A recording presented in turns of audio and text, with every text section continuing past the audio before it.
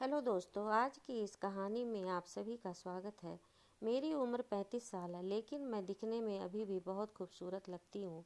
मेरे पति का नाम अजीत है और वह शहर में नौकरी करते हैं। अपने पति की गैर मौजूदगी में भी घर की जिम्मेदारी ठीक ठाक निभा लेती हूँ। मेरे एक बेटा और एक बेटी है। जिंदगी ने कब करवट ले ली मुझे पता न चला। मेरी जेठानी का भतीजा निशांत अक्सर हमारे घर आया आता रहता था।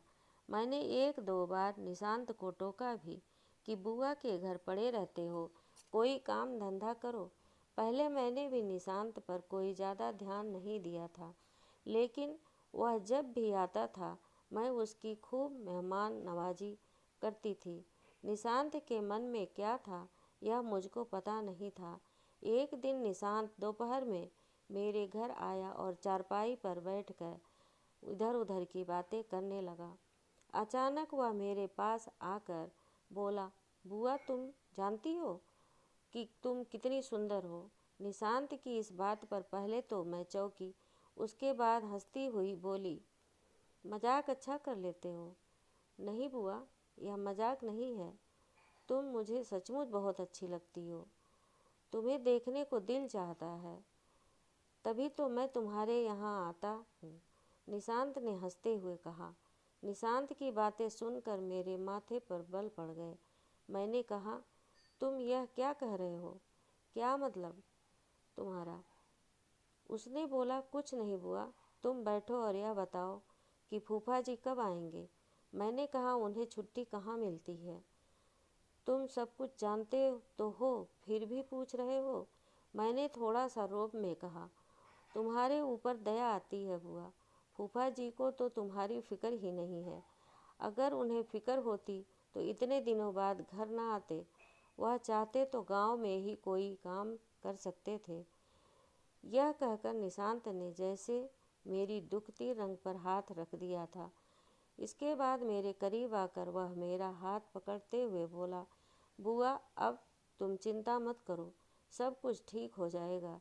इतना कहकर निशांत तो चला गया, लेकिन मेरे मन में कोई सवाल छोड़ गया। मैं सोचने लगी कि आखिर निशांत का मेरे यहाँ आने जाने का मकसद क्या है। 26 साल का विजय देखने में ठीक ठाक था। वह अविवाहित था और अपने गांव की एक दुकान पर काम करता था। तनख्वाह तो ज़्यादा नहीं थी, पर वहाँ उसे अच्छी कमाई हो जाती थी। मेरी जिठानी के यहाँ आते आते उसका दिल मुझ पर आ गया था। मैं पति की दूरी से बहुत परेशान थी। इसी का बहाना बनाकर उसने मेरे दिल में जगह बनानी शुरू कर दी थी। रिश्ते की नज़दीकियां रास्ते में बाधक थी। निशांत को इस बात का भी डर लग रहा था कि अगर मुझको बुरा लग गया तो परिवार में तूफान आ जाएगा। उस दिन निशांत के जाने के बाद मैं देर तक उसी के बारे में सोचती रही। आखिर निशांत चाहता क्या है? इस रात मुझको देर तक नींद नहीं आई। निशांत की बातचीत का अंदाज मन मोहने वाला था, लेकिन मैं उम्र और रिश्ते के से निशांत से बड़ी थी। मन में पति के प्रति गुस्सा भी आया, क्योंकि पति से दूरी के कारण ही मेरा मन डगमगा रहा था। मैंने तय कर लिया था कि इस बार जब पति घर आएंगे तो मैं उनसे कहूँगी कि या तो वह गांव में रहकर कोई काम करें या फिर मुझे अपने साथ ले जाएं। कुछ दिनों बाद अनिल छुट्टी पर आया तो मैंने कहा, देखो तुम्हारे पिता मेरे यहाँ बिल्कुल भी मन नहीं लगता। या तो तुम यहीं कोई काम कर लो या फिर मैं भी बच्चों को लेकर शहर चलकर तुम्हारे साथ रहूँगी। मेरी बात सुनकर अजीत बोला, लगता है तुम पगला गई हो। तुम अपनी उम्र तो देखो, बच्चे बड़े हो रहे हैं और तुम्हें रोमांस सूझ रहा है। पति के जवाब पर मैं कुछ नहीं बोली। अजीत 2 दिन तक घर पर रहा। जब तब तक मैं काफ़ी खुश रही, पर पति के जाने के बाद मेरे जिस्म की भूख फिर से उठने लगी। मैं उदास हो गई। तब मेरे दिलो दिमाग में निशांत घूमने लगा। मैं उससे मिलने को उतावली हो उठी। इतना ही नहीं, मैं अपनी जिठानी के घर जाकर बोली, दीदी निशांत आया नहीं क्या? जिठानी ने कहा, आया तो था पर जल्दी में था। उदास मन से मैं वापस आने को हुई, तभी जेठानी ने कहा, शायद वह कल आएगा। जेठानी की बात सुनकर मेरा दिल खुशी से उछलने लगा। मुझे लग रहा था निशांत मुझसे नाराज है, तभी तो वह मेरे घर नहीं आया। अगले दिन अचानक मेरे दरवाजे पर दस्तक हुई। मैंने दरवाज़ा खोला। सामने निशांत खड़ा था। मैंने कहा, अब बताओ क्या करना है। निशांत ने घर में दाखिल होते हुए कहा। मैंने दरवाज़ा बंद कर दिया और अंदर आकर निशांत से बातें करने लगी। कुछ देर में मैं 2 गिलास में चाय लेकर आई तो मनीषंत ने पूछा, फूफा आए थे क्या? मैं बेमन से बोली, हाँ आए तो थे, लेकिन 2 दिन रहकर चले गए। निशांत को लगा कि मैं पति से खुश नहीं हूँ। उसने मौके का फ़ायदा उठाते हुए कहा, बुआ मैं कुछ कहना चाहता हूँ पर डर लगता है कि कहीं तुम बुरा न मान जाओ। मैंने कहा, तुम बताओ क्या बात है। उसने कहा, बुआ सच तो यह है कि तुम मुझे बहुत अच्छी लगती हो और मैं तुमसे प्यार करने लगा हूँ। निशांत ने एक ही झटके में मन की बात कह दी। निशांत की बात पर मैं भड़क उठी। क्या मतलब तुम्हारा? और हाँ, प्यार का मतलब जानते हो? अपने और मेरी उम्र में फ़र्क देखा है? मैं रिश्ते में तुम्हारी बुआ लगती हूँ। निशांत ने कहा, हाँ, लेकिन इस दिल का क्या करें जो तुम पर आ गया है। अब तो दिलो दिमाग पर हमेशा तुम ही छाई रहती हो। मैंने कहा, लगता है तुम पागल हो गए हो। जरा सोचो, अगर घर वालों को यह सब बात पता चला तो मेरा क्या होगा। निशांत चारपाई से उठा और मेरे पास आकर बैठ गया। मैंने इसका कोई विरोध नहीं किया। इससे निशांत की हिम्मत बढ़ गई। मुझे कोई पछतावा न था। मुझको अपना मोबाइल नंबर देकर और फिर आने का वादा करके निशांत चला गया। उस दिन के बाद मेरी तो जैसे दुनिया ही बदल गई। पर कभी कभी मुझे भी लगता है कि अगर भेद खुल गया तो क्या होगा। अब निशांत का आना जाना लगा रहने लगा।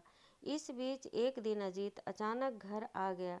उसकी तबीयत खराब थी, पर उस समय घर पर निशांत नहीं था। मैं डर गई थी कहीं पति की मौजूदगी में निशांत न आ जाए, इसलिए मैंने निशांत को फ़ोन करके सतर्क कर दिया। हफ्ते भर बाद अमित चला गया, पर मेरे मन में डर समा गया। पड़ोसियों को मेरे घर निशांत का आना जाना अखरने लगा था। आखिर एक दिन पड़ोसन ने मुझको टोक ही दिया, जवान लड़के का इस तरह घर आना जाना ठीक नहीं है। अपने जवान बेटी की का कुछ तो ख्याल रखो। मैं तुनक कर बोली, अपने घर का ख्याल मैं खुद रख लूँगी, तुम हमारी फिक्र मत करो। निशांत मेरे यहाँ बखौफ और बिना रोक टोक आता जाता था। पड़ोसियों के मन में भी शक के बीज पड़ चुकी थी। एक दिन जब अजीत घर आया तो एक पड़ोसी ने कहा, निशांत तुम्हारी गैर मौजूदगी में तुम्हारे घर अक्सर आता है, तुम्हें इस बात पर ध्यान देना चाहिए। इस बात से अजीत को लगा जरूर कुछ गड़बड़ है। उसने मुझसे पूछा, यह निशांत का क्या चक्कर है? पति की बात सुनकर मेरी धड़कनें बढ़ गई। यह क्या कह रहे हो तुम? तुम्हारा रिश्तेदार कभी कभी यहाँ आ जाता है तो इसमें क्या गलत है? घर में जवान बच्ची है, तुम उसे यहाँ आने के लिए मना कर दो। अजीत ने कहा, अपनी बेटी की देख रेख मैं खुद कर सकती हूँ, पर कभी सोचा है कि तुम्हारे बिना मैं कैसे रहती हूँ? तुम लोगों के लिए ही तो मैं बाहर रहता हूँ। जरा सोचो, क्या तुम्हारे बिना मुझे वहाँ अच्छा लगता है क्या? अजीत को मेरी इस बात से विश्वास होने लगा कि पड़ोसियों ने उसे मेरे और निशांत के बारे में जो खबर दी है वह सही है। अजीत 2-4 दिन रुककर अपने काम पर शहर चला गया, पर इस बार उसका काम में मन नहीं लग रहा था। उसे लगता था जैसे उसकी गृहस्थी की नींव हिल रही है। एक दिन अचानक वह छुट्टी लेकर बिना बताए घर से आ गया। उसने घर में कदम रखा तो घर में कोई बच्चा दिखाई नहीं दी। उसने कमरे का दरवाज़ा खोला तो सन्न रह गया। मैं और निशांत एक साथ थे। गुस्से में अजीत ने डंडा उठाया और मेरी खूब पिटाई की। जबकि निशांत भाग गया। पीटने के बाद भी मेरे चेहरे पर डर नहीं था। मैं गुर्रा कर बोली, इस सब में मेरी नहीं बल्कि तुम्हारी गलती है। मैंने कहा था ना कि मैं तुम्हारे बिना नहीं रह सकती, पर तुमने मेरी भावनाओं का ख्याल कहाँ रखा। अजीत का गुस्सा बढ़ गया और वह हैरान था कि मैंने रिश्ते का भी ख्याल नहीं रखा। निशांत तो मेरे बेटे की तरह है। उसने कहा, ठीक है, अब मैं आ गया हूँ, अब संभाल लूँगा। मैंने पूछा, मैं आ गया हूँ, ये से क्या मतलब है तुम्हारा? अमित ने कहा, अब मैं नौकरी छोड़कर हमेशा के लिए आ गया हूँ। यहीं खेतीबाड़ी करूँगा, फिर देखूँगा तुझे। पति के नौकरी छोड़ने के बाद सुनकर मैं परेशान हो उठी, क्योंकि मुझे निशांत से मिलने का मौका नहीं मिल सकता। मैं निशांत को सारी बात बताकर सतर्क रहने को कहा। अब मैं किसी भी कीमत पर निशांत को छोड़ने को तैयार नहीं थी। मेरे मन में पति के प्रति नफरत पैदा हो गई। अब इस बात का डर लगा रहता था कि मैं निशांत के साथ भाग न जाऊं। अगर ऐसा हो गया तो समाज में उसकी नाक ही कट जाएगी। लिहाजा उससे मुझसे नफरत हो गई। बेटी भी जवान थी, पर वह मेरी ही नफरत से बोलती थी। उसे इस बात का भी डर था, कहीं बेटी भी गुमराह न हो जाए। अजीत की चौकसी के बावजूद मैं और निशांत मौका पाकर घर से बाहर निकलने लगे। यह बात भी अजीत से ज़्यादा दिनों तक छिपी नहीं थी। उसने मुझको एक बार भी समझाने की कोशिश की, पर मैं कुछ भी मानने को तैयार नहीं थी। अजीत समझ गया, कोई बड़ा कदम उठाना ही पड़ेगा, वरना उसकी गृहस्थी डूब जाएगी। घर का वातावरण काफ़ी तनावपूर्ण रहने लगा था। निशांत अजीत की खुशियों के रास्ते में बाधा बन गया था। काफ़ी सोचने विचारने के बाद अजीत को लगा, इस समस्या का एक ही हल है कि रास्ते से कांटे को जड़ से निकाल दिया जाए। दूसरी ओर रोज़ रोज़ पीटने से मुझको लगने लगा था, अब मैं अपने पति के साथ ज़्यादा दिनों तक नहीं रह सकती। मैं खुलकर निशांत के साथ अपनी दुनिया बसाना चाहती थी। अजीत धीरे धीरे अपने इरादे को मजबूत कर रहा था। बेशक यह काम उसके लिए कठिन था, पर एक ओर चरित्रहीन पत्नी थी तो दूसरी ओर बेलगाम भतीजा। दोनों उसके गुस्से को हवा दे रहे थे। एक दिन अजीत खेत में काम कर रहा था, तभी निशांत मुझसे मिलने आया। तभी अजीत का आ गया। निशांत को देखते ही उसका गुस्सा 7वें आसमान पर पहुंच गया। उसको देखकर निशांत ने वहां से भागना चाहा। तभी अजीत ने हाथ में लिए फव्वारा उसके सिर पर दे मारा।